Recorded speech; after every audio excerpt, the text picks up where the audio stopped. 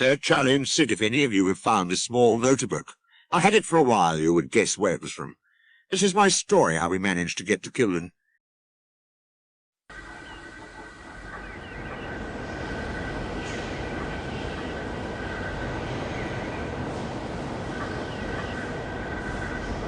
If you quite know me well, my name is Paul, and John, driver of the Northwestern's number 3 in Jen, Henry.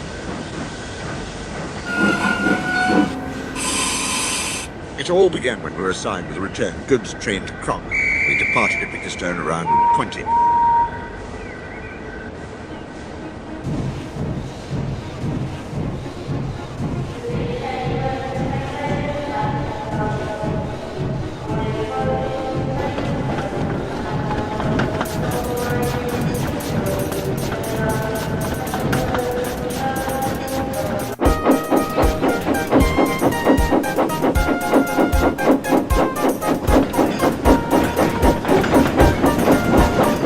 So far everything was fine when we departed, since Henry was in a good mood, doing his best to keep moving on after the power plant was built on the Wellston branch. Surprisingly, however, Toad had gone missing ever since July 1st.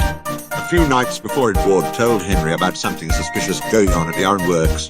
Maybe, however, Toad might have been kidnapped, but it wasn't possible if it was true or not.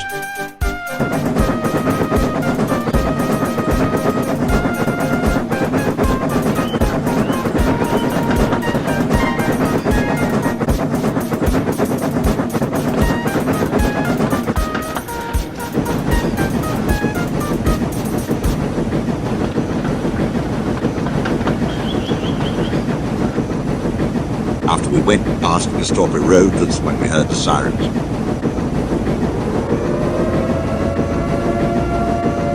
And then hearing an explosion from miles away. No one knew where it was from. Henry was horrified by the looks of the sky and somehow turned light red. But we found out it was some sort of food killer a few days later. Henry knew that Killdane was the closest station before Croc, so we decided to head there instead. Around that time, we were fighting and running for our lives for our own sake. Henry started to speed up so none of us could get infected or sick from whatever was from power plant.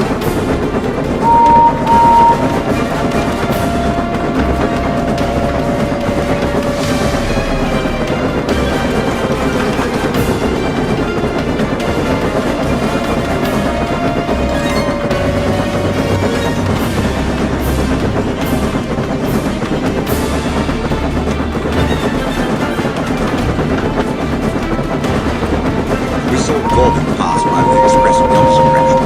None of us didn't say anything to him or his crew as we went by, because our goal was to get to Killdane before the shock went with us. We later found out he didn't make it out of there along with Keith and Frank. We soon went by Henry's forest, and only saw remaining flappers and some loaded logs. Despite Henry's worries of his forest, he still kept on going.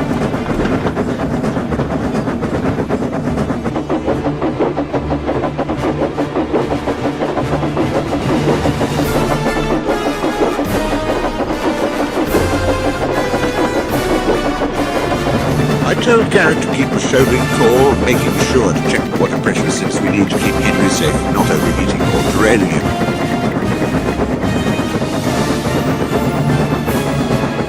It felt like hours as the minutes went by, but we finally managed to get to Killdane.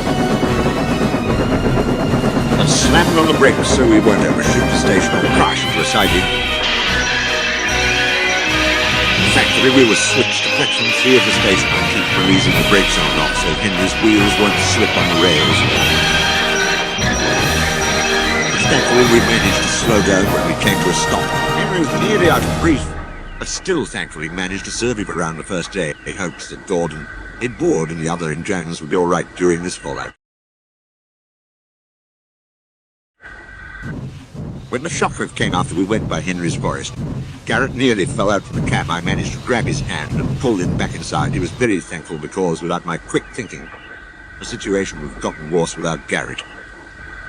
After arranging some of the trucks and vans in some of the sidings and putting some right next to Henry in the chute, some serving workmen from the nearby came out and volunteered to help us. One of them came up with an idea on creating an engineering equipment for Henry to use for shield protection. Henry didn't like the idea at first, but had to agree for his own safety. While the workmen were building the engineering equipment, Garrett discovered that Henry had some of his Welsh crawl. I was surprised and a little confused, since some of it were at Tidmouth. Unless they were being moved to Vicarstown by mistake or for another reason, we were still thankful that we had some of the Welsh crawl, but it's best to use it wisely during the fallout. I keep this notebook in the cab in case anything else happens during this fallout.